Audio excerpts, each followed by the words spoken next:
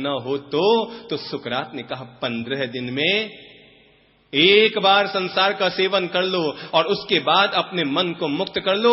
युवक ने कहा क्षमा करें, यह मनुष्य का मन है, शायद और कोई मन हो तो तृप्त हो जाए, पर यह मनुष्य का मन है, जितना पाता है, जितना जीता है, जितना भोगता है, उतना ही अतृप्त का अतृप्त बना रहता है। जरा आप बताएं कि अगर 15 दिन में एक बार संसार का सेवन कर लिया जाए, अगर तब भी मन तृप्त न हो तो हम क्या करें? तो सुकरात ने कहा तब मैं तुम्हें कहूंगा सप्ताह में एक बार संसार का सेवन करना, इससे ज्यादा मत करना।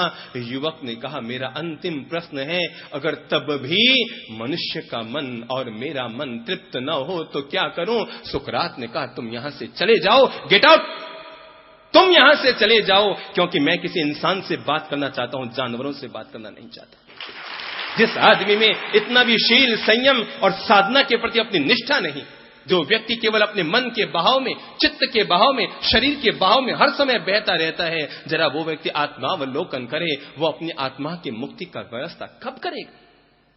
अगर तब भी वो अपने मन को तृप्त महसूस नहीं कर रहा है तो जाए वो संसार की धारा में बहे, फिर जानवर में और मनुष्य में कोई ज्यादा फर्क न होगा। अगर 40 साल की उम्र में, 45-50 साल की उम्र में अगर आपकी पत्नी मर भी गई है तो मैं कहना चाहूंगा अब पत्नी के मरने के बाद अपने मन में आत्मचिंतन कीजिए कि मेरी पत्नी चल बसी, यानी मेरे भाग्य में संसार का जितना सुख था ईश्वर ने दे दिया। और अगर उस पड़ाव पर पहुंचने के बाद भी दुनिया में सबसे ज्यादा दुखी लोग कौन हुए हैं? जो इस पड़ाव पर पहुंचकर भी सोचते हैं एक बार शादी और कर लूं, दूसरी मर जाए तो सोचता है तीसरी बार शादी और कर लूं। एक 65 साल के महानुभाव आए, कहने लगे साहब मैं जब 35 साल का था तो पहली पत्नी मर गई, मैंने दूसरी शादी की, पता नहीं मेरे क्या संयोग थे, जब मैं 45 साल का हुआ लगभग तो दूसरी पत्नी भी मर गई। मैंने महाराज जी 50 साल की उम्र में तीसरी शादी की पर वो भी मर गई, और वो मुझे पूछने लगा कि अब मैं क्या करूं। मैंने कहा केवल एक काम करो, नारी जाति पर दया करो, बस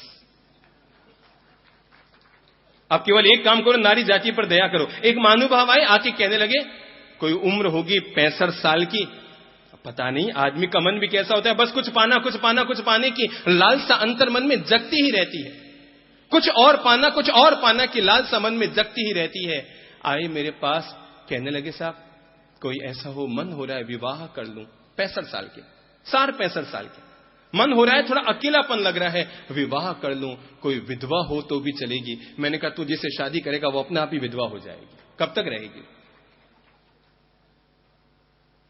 आदमी बहता है, संसार की धारा में बहता है। और जरा आत्मचिंतन करो, 20 साल पहले भी वही मनोदशा थी, 20 साल बाद भी आज भी यही मनोदशा है। भगवान कहते हैं हर श्रावक, हर गृहस्थ, मेरे भाई अगर संतों के लिए महाव्रतों का विधान है तो गृहस्थ भी अपने जीवन में छोटे छोटे नियम, जिसे भगवान ने अनुव्रत कहा है, उन अनुव्रतों का जीवन में आचरण अवश्य करे। जो शील में जीता है, जो संयम में जीता है, जो साधना में जीता है, जो अपने ब्रह्म में जीने का प्रयास करता है, वही व्यक्ति भगवान के करीब पहुंच पाता है और अपनी मनोदशा को निर्मल और पवित्र कर पाता है। भागवत पुराण की एक बड़ी प्यारी कहानी है। वो कहानी जो हमने भागवत की कहानियों में वो कहानी पढ़ रखी है, और कहानी केवल इतनी सी है, राजा ययाति जब 100 वर्ष के हो गए, बहुत ध्यान से सुनिएगा इस कहानी को। राजा ययाति जब 100 वर्ष के हो गए, मौत आई, आकर कहने लगी चलो ययाति अब तो चलो। ययाति ने कहा क्यों? कि तेरी उम्र खत्म हो गई, अब तुम चलो, तुम्हारी उम्र समाप्त हो गई, अब तुम चलो। ययाति ने कहा मेरा मन अभी तक तृप्त नहीं हुआ है, मेरा मन अभी तक संतुष्ट नहीं हुआ है, मैं अभी तक संसार में और जीना चाहता हूं, संसार को और भोगना चाहता हूं। अभी तक तो 100 साल दुनिया में जिया हूं, मेरा मन अभी भी संतुष्ट नहीं हुआ। अरे ऐसा कुछ करो कि मुझे 100 साल की जिंदगी और मिल जाए। मौत ययाति के मन को समझ गई। मृत्यु ययाति के मन को समझ गई और उसने जीवन की समझ ये पाली कि मनुष्य को 100 साल नहीं कितनी भी उम्र मिल जाए पर उसका मन तृप्त होने वाला नहीं। पर ययाति ने कहा, आई हुई मौत कभी खाली हाथ नहीं जाती। अगर तुम्हारे पीछे तुम्हारा कोई बेटा मरने को तैयार हो जाए, तुम्हारे पीछे तुम्हारा कोई बेटा मरने को तैयार हो जाए, तो तुम्हें 100 साल की जिंदगी और मिल सकती है। ययाति ने अपने 18 साल के बेटे को बुलाकर कहा, बेटा मैं संसार में और जीना चाहता हूं। मेरी मौत आ गई है और मेरी मौत अब खाली हाथ नहीं जाने वाली, पर मेरा मन अभी तक तृप्त न हुआ। ये इतनी सारी राजरानियां, ये इतना बड़ा राज वैभव, मेरा मन अभी भी संतुष्ट नहीं हुआ है। ऐसा कुछ करो कि मेरी जिंदगी मिल जाए। और ये मौत कहती है खाली हाथ नहीं जाएगी, अगर तू मर जाए बेटा तो मुझे 100 साल की जिंदगी और मिल जाए। और बेटा थोड़ा ठीक था, तैयार हो गया और ययाति का पहला बेटा मर गया। ययाति को 100 साल की जिंदगी और मिल गई और इस तरह 200 वर्ष तक ययाति जी गया। कितने वर्ष तक? 200 वर्षों तक ययाति ने जिंदगी पाली। और जब 200 वर्ष हुए तो मौत को लगा कि इसने तो अब इतनी राजरानियों को भोग लिया है, अब तो इसका मन तृप्त हो ही गया होगा। और 200 वर्ष के बाद मौत आई और आकर कहने लगी, चलो ययाति अब तुम्हारी उम्र पूरी हो गई, अब बचने का कोई उपाय नहीं, अब तो मन तृप्त हो गया। ययाति फिर गिड़गिड़ाया, नहीं मौत, अभी भी मन तृप्त नहीं हुआ है। 100 साल की जिंदगी और दे दो, एक मौका और दो, 100 साल की जिंदगी मुझे और दे दो। और मौत के कहने पर ययाति का दूसरा बेटा मर गया और ययाति को 100 साल की जिंदगी और मिल गई। और इस तरह 300 साल का हो गया ययाति। 300 साल की जिंदगी पाली, 400 साल की जिंदगी पाली। आपको विश्वास न होगा, मुझे नहीं मालूम ये कहानी किस ययाति की है, कौन से युग में हुआ ययाति, पर मैं समझता हूं ये कहानी किसी एक ययाति की नहीं, ये हर मनुष्य के मन की है जो सदा अतृप्त का अतृप्त रहता है।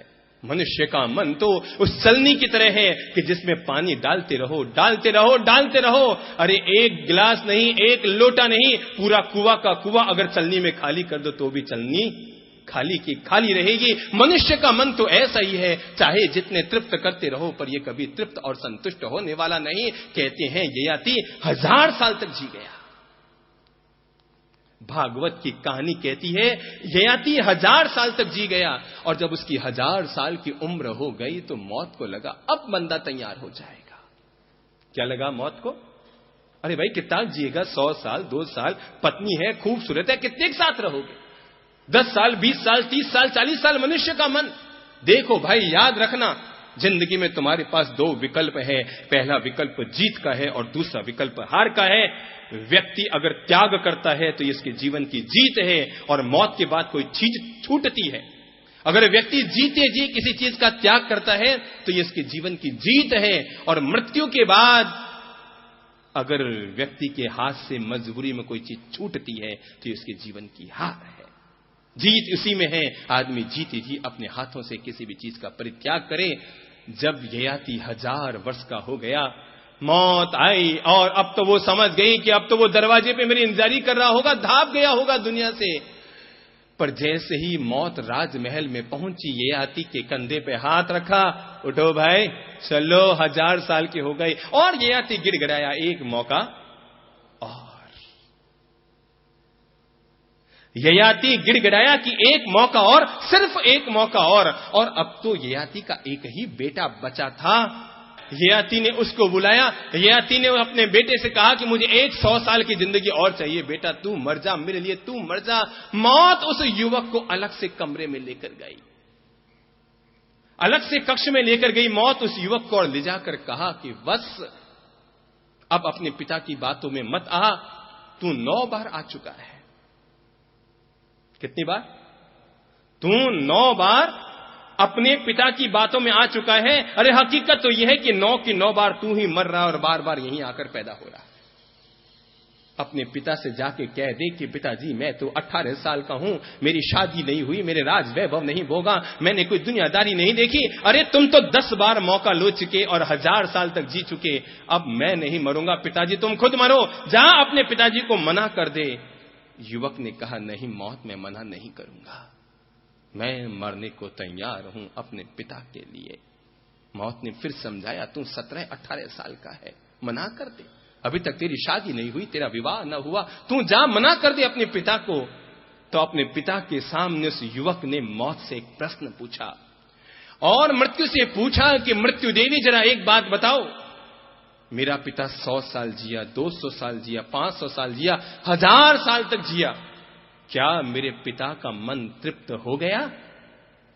हो गया? नहीं हुआ। तो जरा बताओ मेरी मृत्यु, क्या मैं 100 साल तक जी लूंगा तो क्या मेरा मन तृप्त हो जाएगा? मौत ने कहा, मन तो किसी का तृप्त नहीं होता।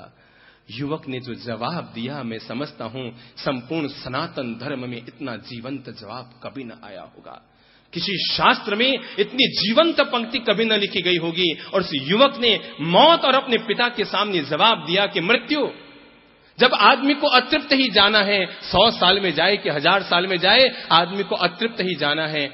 मेरी उम्र 17-18 साल की है, मैं मरने को तैयार हूं, क्योंकि दुनिया से जो भी जाता है अतृप्त जाता है, फिर 17 में जाए कि 100 में जाए, क्या फर्क पड़ता है, सबको अतृप्त जाना। किसका मन तृप्त हुआ? अरे भोगते भोगते किसका मन मुक्त हुआ? जरा निर्णय तो करे आदमी। जैसे श्लेष्म में, कफ में मक्खी फंसी रहती है, आदमी का मन वैसे ही संसार की वासना में फंसा रहता है और अपने आप को न तो वो निकाल पाता है न मुक्त कर पाता है। भगवान कहते हैं, आत्मावलोकन कर लो साधक, तुम आत्मावलोकन कर लो, अपना चिंतन कर लो कि कब तक तुम्हें इसी संसार की धारा में बहना है। तुम्हारे हाथ में 2 विकल्प है, तुम दलदल में पैदा हुए, दोनों विकल्प तुम्हारे हाथ में हैं। चाहो तो कमल की तरह कीचड़ से बाहर निकल कर आ जाओ और चाहो तो कीड़े की तरह कीचड़ में धंस कर अपनी जिंदगी खत्म कर दो। ये तुम पर निर्भर है कि तुम जीवन का कौन सा विवेक जगाते हो।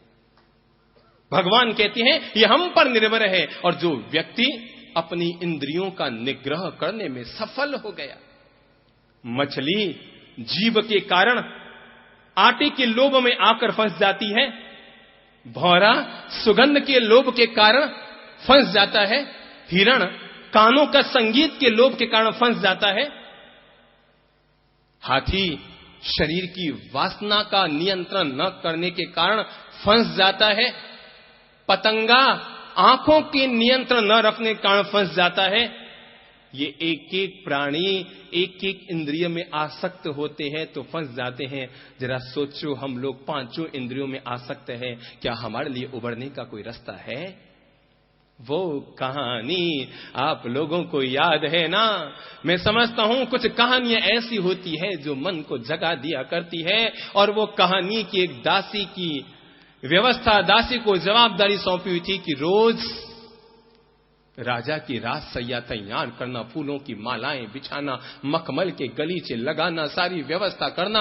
एक दिन उस दासी के मन में आया, रोज इस सैया पर राजा सोते हैं, रानी सोती है, कितना आनंद आता होगा, क्या फूल बिछे हुए हैं, क्या सुगंध है, क्या मखमल के गलीचे लगे हुए हैं। अरे आज मैं भी 5 मिनट सो लूं, राजा तो 9 बजे आएंगे, अभी तो 7 बजे, मैं 5 मिनट इस पर सो लूं। और वो चद्दर तान कर सो गई। नींद न खुली। रात को 9:30-10 बजे राजा आया, वो ये समझकर कि मेरी रानी सोई है, और वो भी पास में सो गया। लेकिन थोड़ी देर बाद जब उसने हाथ चलाया और रानी को हिलाने की कोशिश की तो पता लगा वो रानी नहीं, वो तो दासी है। राजा को गुस्सा आया, उसने हाथ में चाबुक उठाया और दनादन चाबुकों पर चाबुक दासी के शरीर पर मारने लगा। तेरी ये हिम्मत कि मेरी शैया पर रानी की बजाय तू आकर